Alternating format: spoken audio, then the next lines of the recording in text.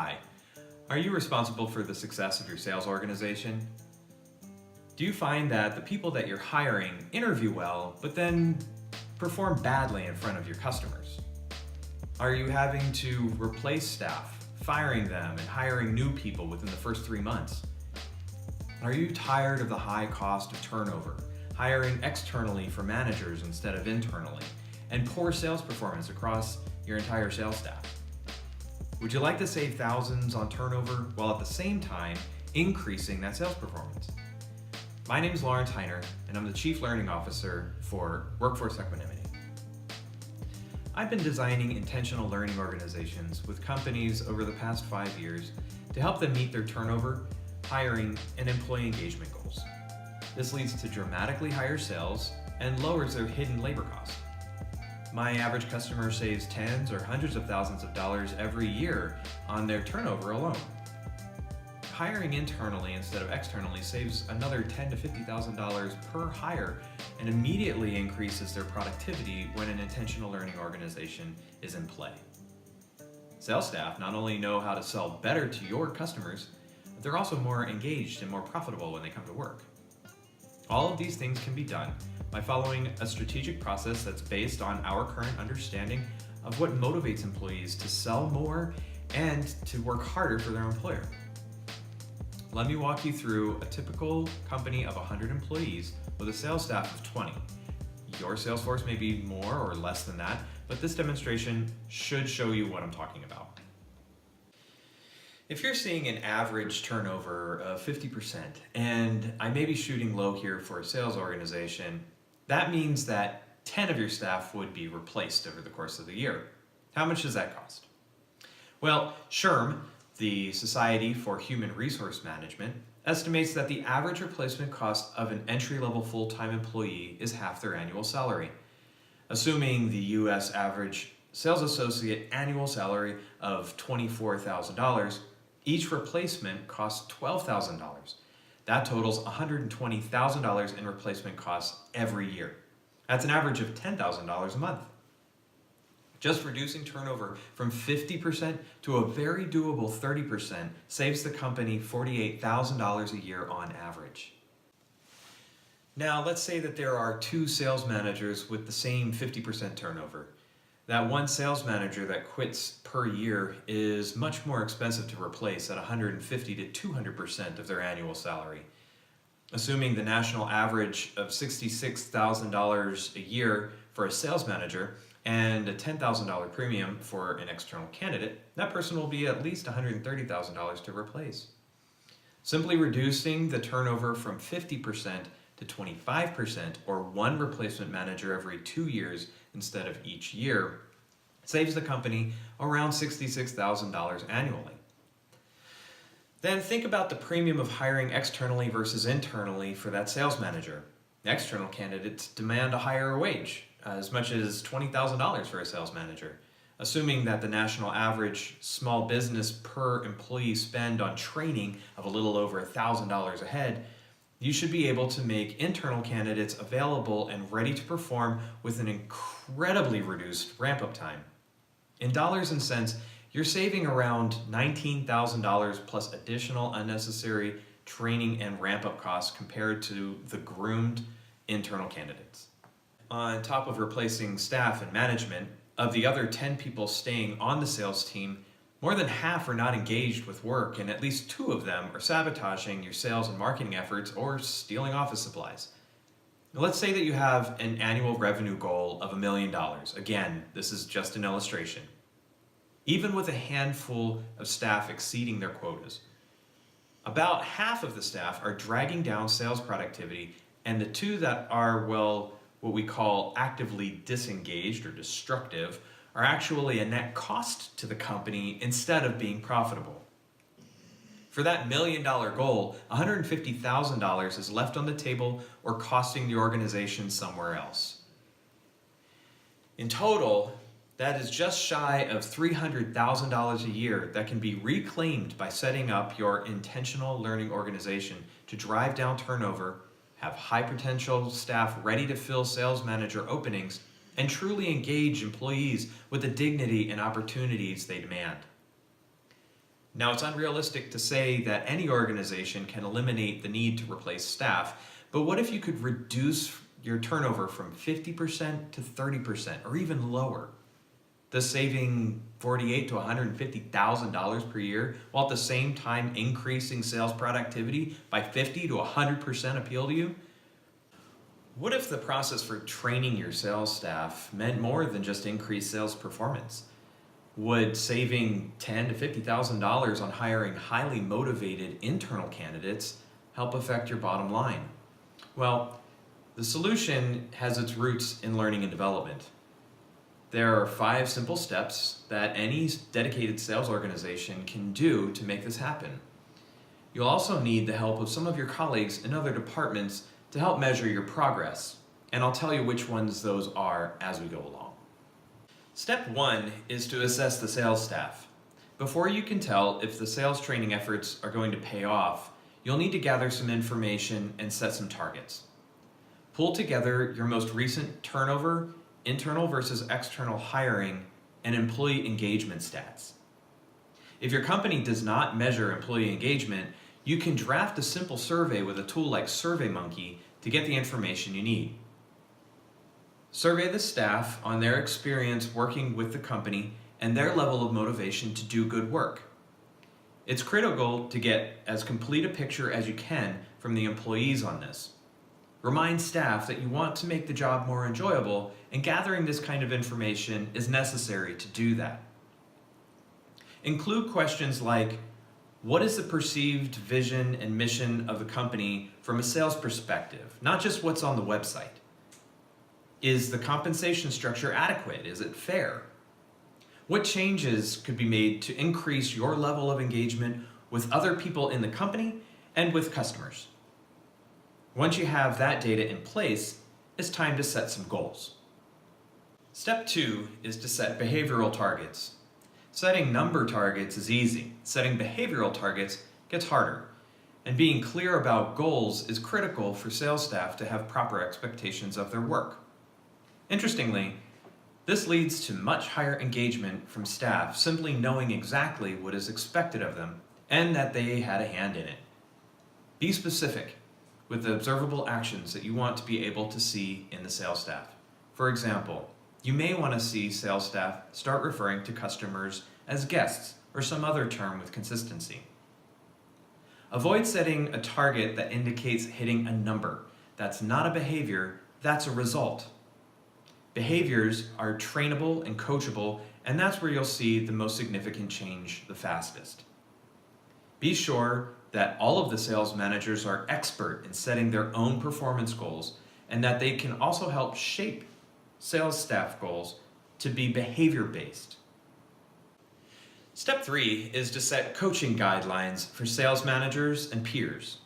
Success of an intentional learning organization is determined by coaching, a regular stream of observations and constructive feedback. So creating a solid coaching structure for the sales team is the most important step in this process.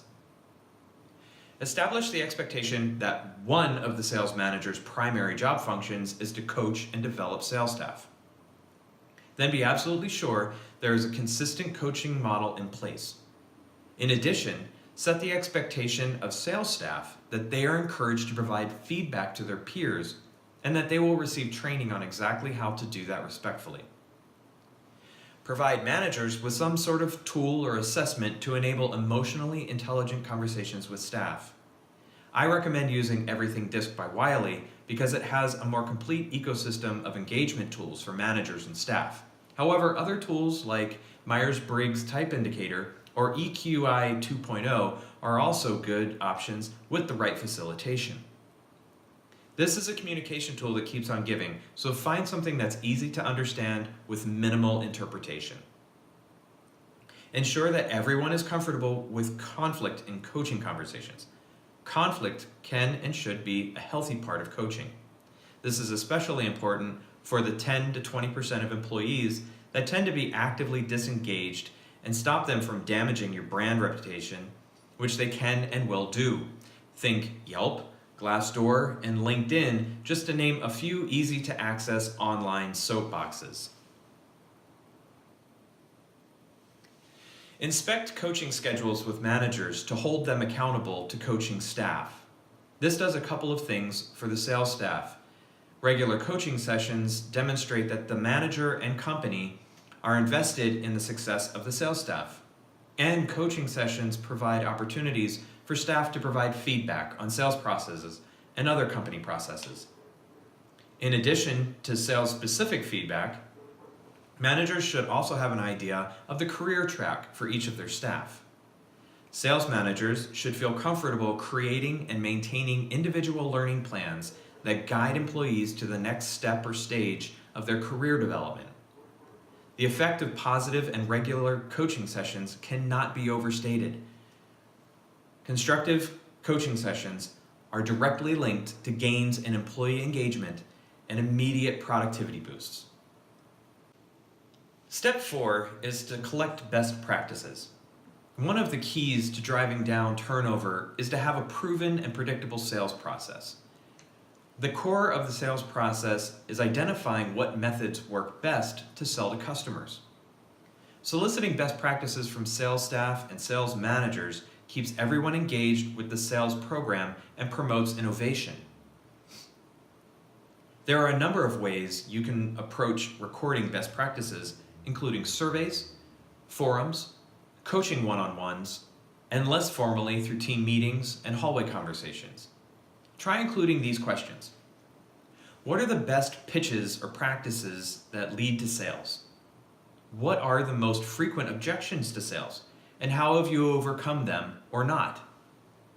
What are environmental factors at the company that help or hurt sales? A sales process that is grown organically like this has a lot of credibility.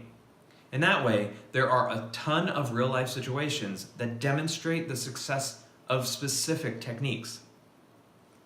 Later, you will look at how individual sales staff can leverage the process according to their own selling styles.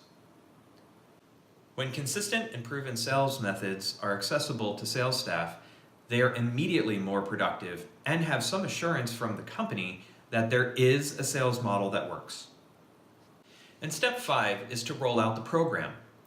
With these elements of the intentional learning organization set, it's time to select a team of people to roll out the changes and make them part of the company culture. Treat the rollout as an internal marketing campaign, complete with email messaging, sales team logos, slogans, and anything else that makes sense for your organization to publicize a change. Sales staff can be suspicious of the company's sincerity in making changes that are intended to increase their level of enjoyability at work.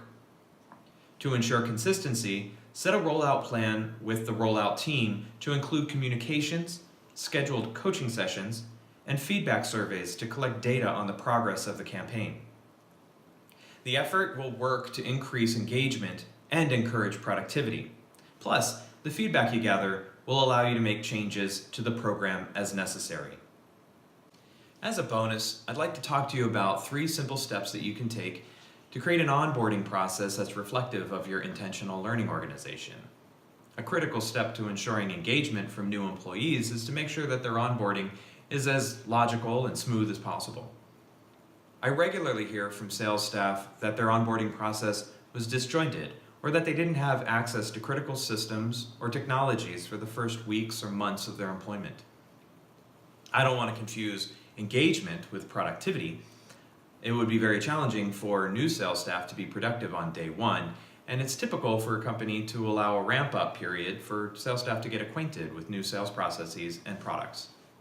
After employee orientation describes the employee handbook, benefits, and other policies specific to the business, a new member of sales staff requires all of the tools necessary to sell to customers and have a fulfilling career on your team.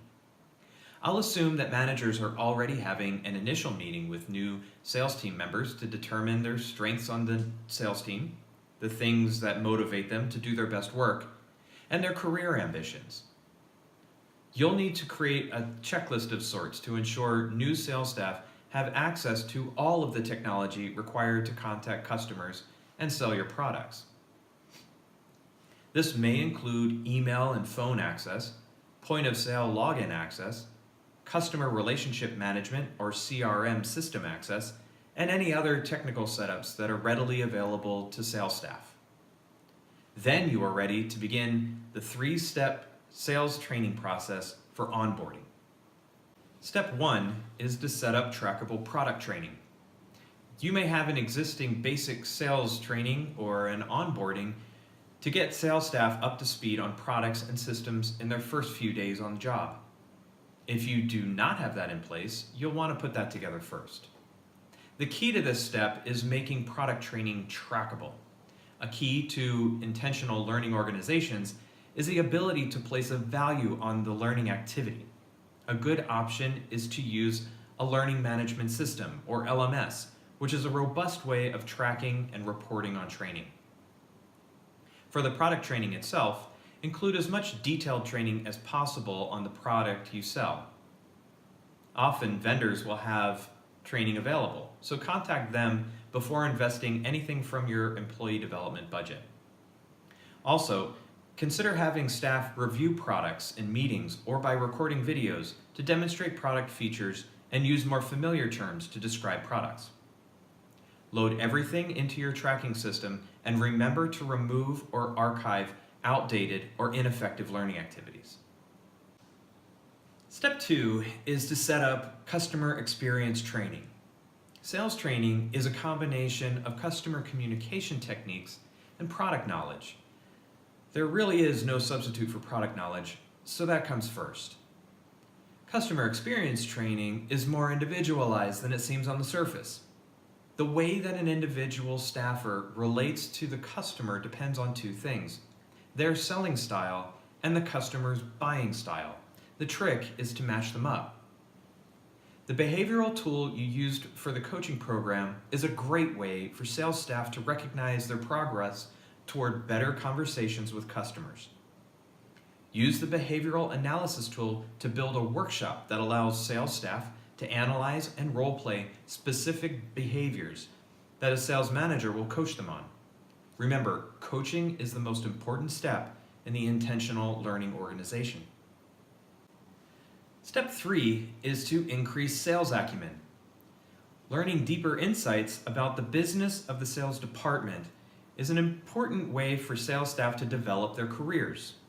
Whether they're interested in becoming career salespeople or moving into sales management, having a better sense of the business of sales gives a well-rounded view of the organization. Increasing the level of transparency is a proven way to generate trust between staff and the company.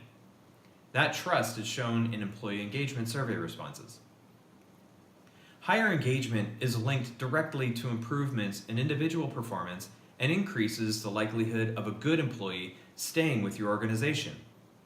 Put together a training workshop that goes over basic jargon used by your sales team. Identify the importance of all KPIs, and keep an ongoing conversation during coaching one-on-ones to ensure a solid understanding of the business concepts involved in any changes that are made. At this point, you may feel comfortable putting together an intentional learning organization on your own. Companies that bootstrap this process tend to spend anywhere from 6 months to 2 years developing the correct relationships inside the company and hiring training staff to build and deliver the necessary training components. In my past experience with a very large enterprise, they may spend a full year with a learning and development organization to update even a reasonably successful training program. Now, earlier I mentioned that you'd have to set some goals. Well, what if you could reduce the time from 2 years to start seeing results down to 2 months? By using our process with a dedicated coach to implement an intentional learning organization for your sales team, you're cutting out the trial and error process that we have spent the last several years perfecting. And you'll get access to what we call a Fractional CLO, or Chief Learning Officer, by video conference to provide direct feedback on your process. Plus, you'll have instant access to a complete system of tools that streamlines your efforts. Our full system guide includes tracking system guidelines, behavioral assessment discounts, training certification discounts, sample surveys, processes, milestones, and performance analysis to ensure a direct link between sales staff learning activities and decrease turnover with increased productivity. We only work with companies that are committed to coaching their sales staff to successful careers and respecting the dignity of all of their employees. We dedicate our time to intensive one-on-one coaching for people participating in our service. For that reason, we are highly selective of who enters our training and coaching program and only take 2 new clients each month.